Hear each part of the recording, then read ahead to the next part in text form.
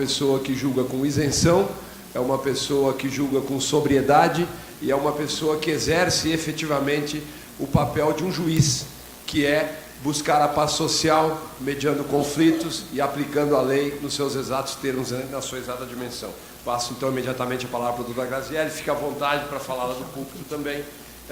E depois da doutora Graziele, então, nós vamos abrir um espaço para perguntas, para dúvidas, e as dúvidas e as perguntas não precisam se restringir aos temas que foram abordados especificamente pelos nossos palestrantes, mas as dúvidas todas que os senhores têm. E eu ia falar isso depois, mas vou falar agora antes da doutora Graziele começar. Nós fizemos, eu acho que várias pessoas sabem aqui, nós fizemos um aplicativo lá na CNI, que chama Conexão RT, que você pode ir na Apple Store, baixa para Android, baixa para iOS, e você baixa, chama Conexão RT, e você tem todas as explicações de como era antes, cada coisa que foi modificada na legislação, como é depois, sem nenhum tipo de análise crítica, mas apenas explicitando o que mudou na lei. Doutora Graziele, por favor, fique à vontade. Hoje eu disse um basta. Joguei para a lixeira do computador vários slides da minha palestra sobre reforma trabalhista, onde os questionamentos giravam em torno de perguntas como: a reforma é boa ou ruim? A reforma é patronal? A reforma prejudica os trabalhadores? Fiquei me questionando, pensei, fiz uma reflexão, se esses questionamentos apenas não estão inflamando as discussões por todo o nosso país, do Congresso Nacional ao boteco da esquina, e não levando a lugar algum, a nada. No âmbito jurídico, eu me deparo diariamente com colegas se degladiando, se ofendendo, se agredindo, buscando defesas ideológicas, ao invés de argumentos e fundamentos jurídicos para combater a reforma trabalhista. Vejo autores renomados, operadores do direito, colegas de trabalho, dizendo, sem fundamentação jurídica, que não vão aplicar a reforma trabalhista. Como se coubesse a nós, magistrados, decidir se aplicamos ou não uma lei. Por isso, eu disse esse basta. Na verdade, decidi que a partir desse momento, nas minhas palestras, nas minhas entrevistas, nos meus cursos, não farei mais a pergunta, não vou mais questionar se a reforma trabalhista é boa ou ruim, mas sim pensar e abordar que a reforma é necessária. Boa noite a todos, agradeço, cumprimento a todos na pessoa do Dr. Alexandre Furlan, agradeço pelo convite, me sinto lisonjeada em estar aqui hoje, podendo trocar algumas ideias. Difícil falar depois do Dr. André, mesmo rapidamente abordou os principais pontos de modificação da reforma trabalhista. Inclusive, eu vou fazer o que eu tinha preparado, alguns slides, vou passar rapidamente e tentar abordar alguns pontos que ele não abordou. São muitos assuntos, realmente os cursos que a gente faz de reforma são no mínimo 16, 20 horas, mas tentar abordar algumas situações. Tentar falar para os senhores de uma maneira imparcial, certo? Por que a reforma é necessária? Sou juíza há 11 anos e 6 meses.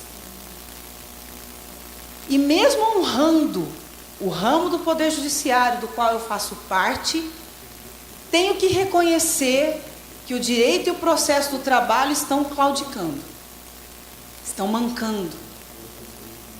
E precisam ser revistos como começaram. Eu acho ainda que a reforma foi leve. ela foi leve. Ela pode falar, sério? Né? Todo mundo está falando que ela foi absurdo. Para mim, ela foi leve. Ela precisava ter ido mais longe. E digo que não foi exatamente por conta dessa repercussão que nós já estamos tendo. E imagina se tivesse ido mais longe, como seria? A gente estaria provavelmente numa guerra civil no Brasil. Então, rapidamente, e para depois passar para os pontos, para os demais pontos importantes da reforma, eu vou acabar repetindo um pouco, por isso eu vou passar rapidamente. Nós temos que fazer uma reflexão de que hoje nós não vivemos num momento, numa realidade política, econômica, social, que existia há 70 anos atrás. Como bem falou o Alexandre, o doutor André, nós temos uma população hoje, empregados, que antigamente eram praticamente do campo, que hoje trabalham na cidade. Nós temos substituição do trabalho humano por máquinas. E vejam, a gente teve uma saída do campo para a cidade. E os que permaneceram no campo também estão perdendo os postos de trabalho. Por quê? Nós temos hoje lavouras que são 100% automatizadas, mecanizadas. Nós tivemos uma reestruturação do perfil profissional. Hoje nós temos trabalhadores multiuso, que exercem várias funções. Nós temos acessibilidade geral a novas tecnologias. Gente, hoje eu tenho processo judicial eletrônico. Comentava com o Furlan, e eu vou falar e vocês vão acabar descobrindo que um pouco a minha idade, mas quando eu estava na faculdade, eu lembro que no último ano foi que a faculdade teve computador para a gente fazer petição. Eu fiz petição em máquina de escrever. E eu não sou tão velha assim. Certo? Então nós podemos colocar aí que nos últimos 15 anos, eu não vou nem pegar 70 anos, nos últimos 15 anos, as inovações tecnológicas foram absurdas. E o que acontece? O país não tem campo para absorção dessa mão de obra excedente. Então, que nós estamos vivendo uma realidade que demanda modificações. Toda mudança traz desconforto. Eu era juiz em Várzea Grande. Estou agora aqui em Cuiabá. Estou sentindo maior desconforto. Fiquei 6 anos lá em Várzea Grande, agora estou aqui em Cuiabá, é tudo diferente, é servidor diferente. Isso traz incômodo. Mas as mudanças são necessárias, principalmente quando tudo muda. As relações sociais, as relações econômicas, as relações políticas. Só a relação de trabalho não vai mudar? Há alguma justificativa para isso? Então, o que gerou toda essa modificação da realidade social e econômica do país? Desemprego, trabalho informal, muito trabalho autônomo. O cenário atual em números, alguns números diferentes um pouco dos seus, Furlan, mas alguns dados, inclusive, atuais. O ano de 2015 e 2016, primeiros na série histórica de contas nacionais a apresentarem resultados negativos consecutivos desde 1948. O PIB do Brasil caiu 7,2% em 2 anos. Pesquisa do IBGE, do primeiro trimestre de 2017, indica que a taxa de desocupação do país continua em alta e o país tem 14,2 milhões de desempregados, como o Furlan e o doutor André pontuaram. Trimestre de outubro a dezembro de 2016, sofreu um acréscimo de 14,9, ou o equivalente a aproximadamente 1,8 milhões de pessoas a mais desocupadas. São números reais.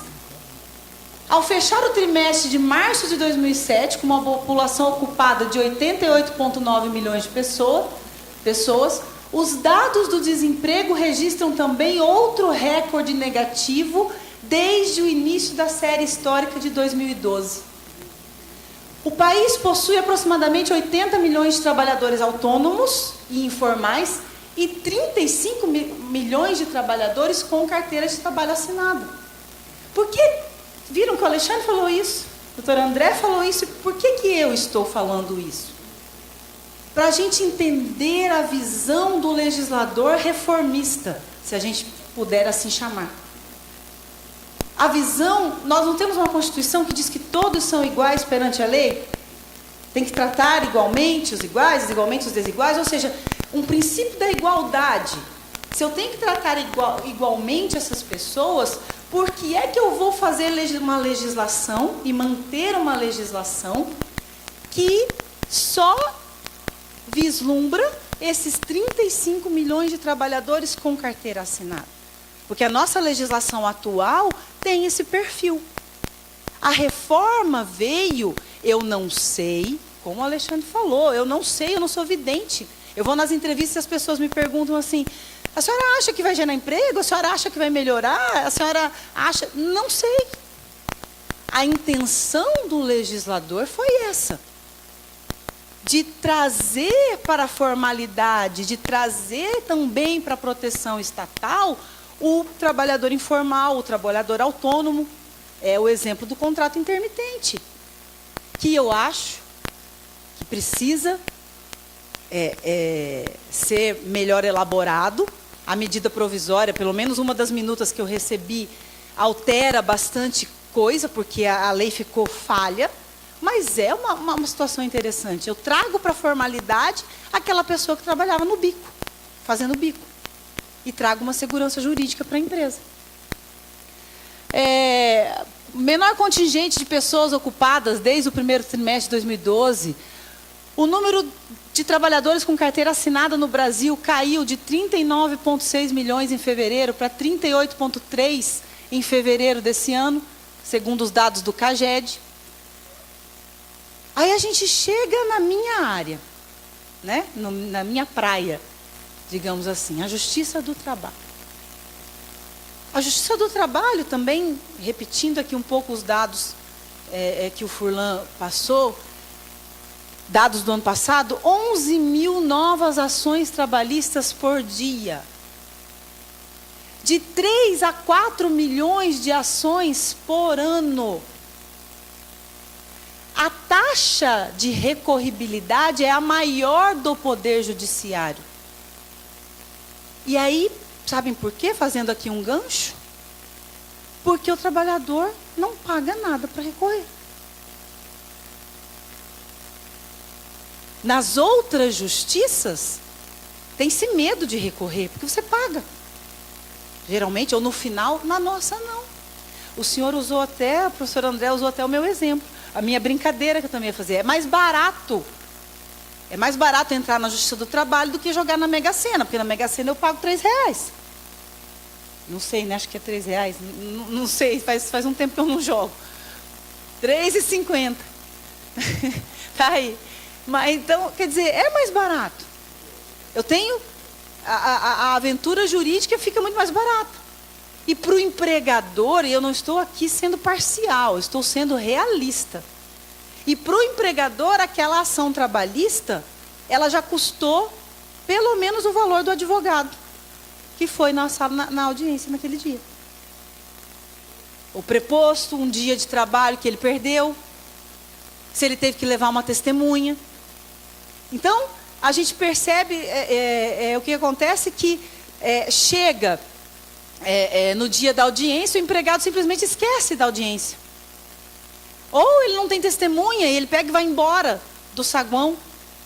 E aí? O empregador já teve o seu dano, o seu gasto. Então, por que nós precisamos enforcar tanto o empregador? Para existir relação de trabalho, eu não preciso de uma parte só. Eu tenho que ter duas partes. Eu tenho que ter empregado e empregador. Então, a reforma trabalhista, ela vem buscando o quê? Acabar com uma legislação que é estimuladora desse conflito. Nós temos uma legislação que estimula o trabalhador a litigar, as partes a litigar. Ativismo judicial. Eu achei... tem uma desembargadora do Rio de Janeiro, a Vólia Bonfim, uma escritora de renome. Ela é contra praticamente vários pontos da reforma trabalhista. Mas eu assistindo uma palestra, eu achei interessante que ela foi bem honesta. Ela começou a falar mal, porque estão querendo amarrar a mão do judiciário, estão querendo nos policiar, estão querendo nos amordaçar. E ela foi falando, de repente ela falou assim, mas também, em alguns pontos, a gente exagerou. Então, é diferente de alguns outros que eu vejo que não reconhece que há exagero. Não reconhece esse exagero de maneira nenhuma. Então, é uma reação. Nós estávamos numa semana jurídica nossa, e um colega dando uma palestra, e uma outra colega levantou e falou assim, a culpa da reforma é do TST. E eu respeito o meu tribunal, mas nós temos que ser realistas ao perceber que estava havendo uma extrapolação de limites, ou seja, usurpação de competência. O TST não pode legislar. Então, o que é essa atividade?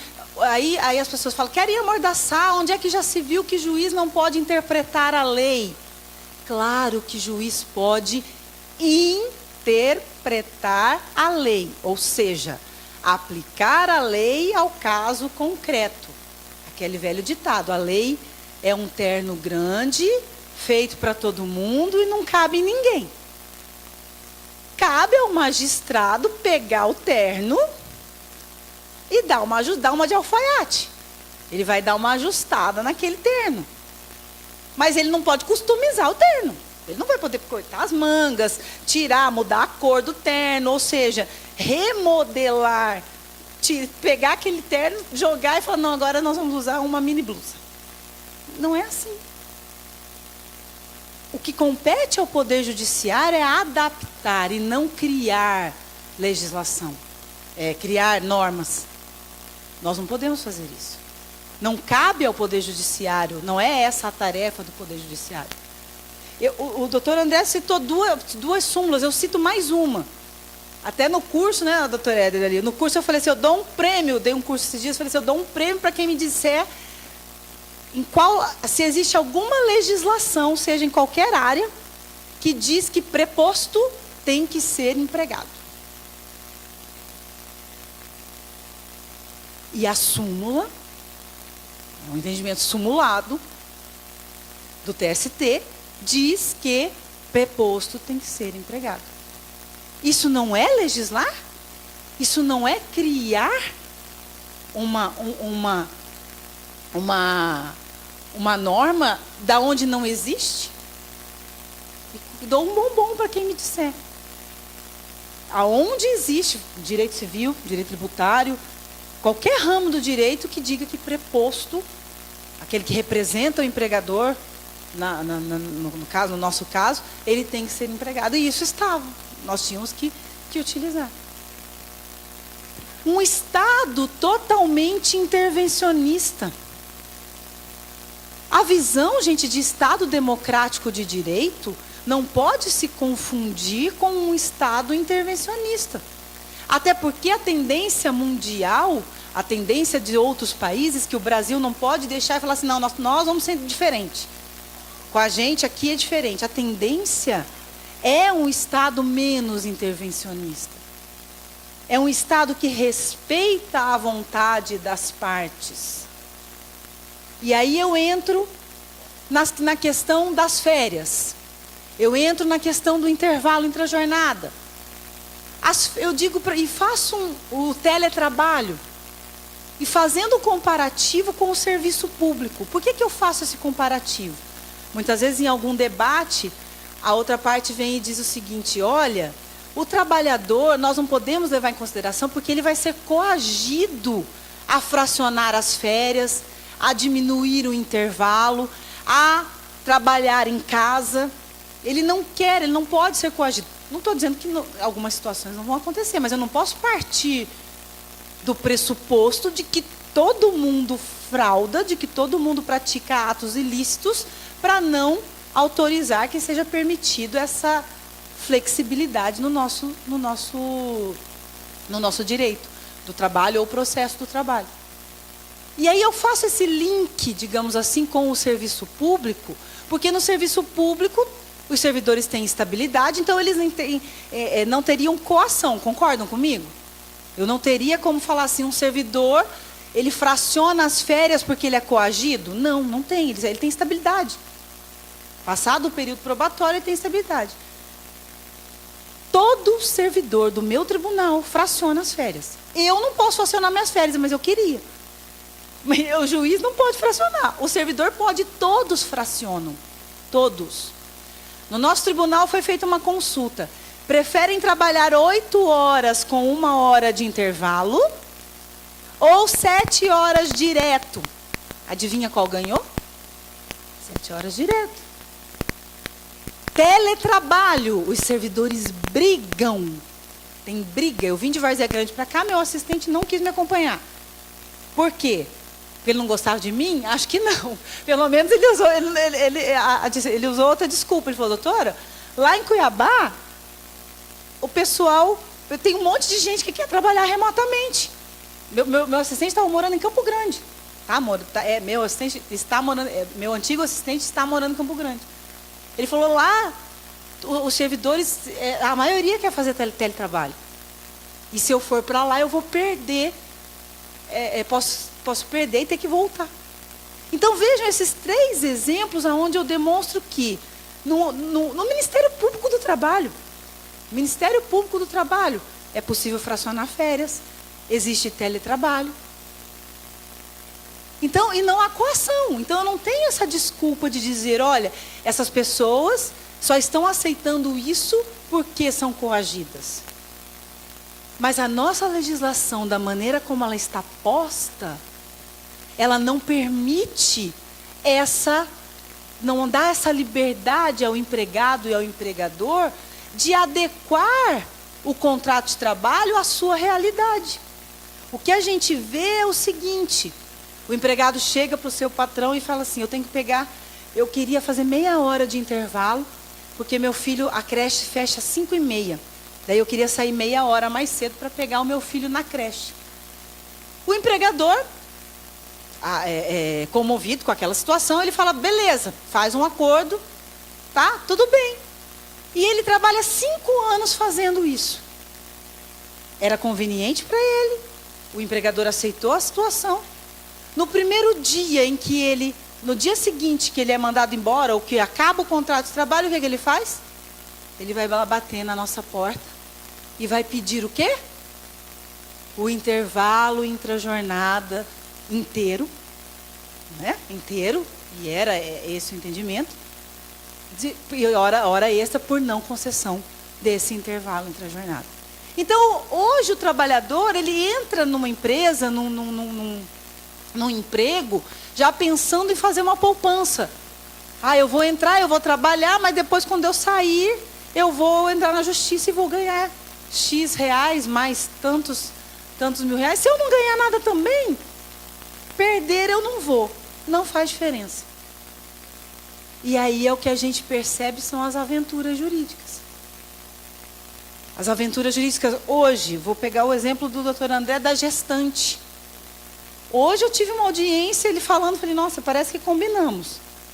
A audiência da gestante, ela, contrato por prazo determinado, trabalhou 3 meses, no dia 1º de abril foi demitida.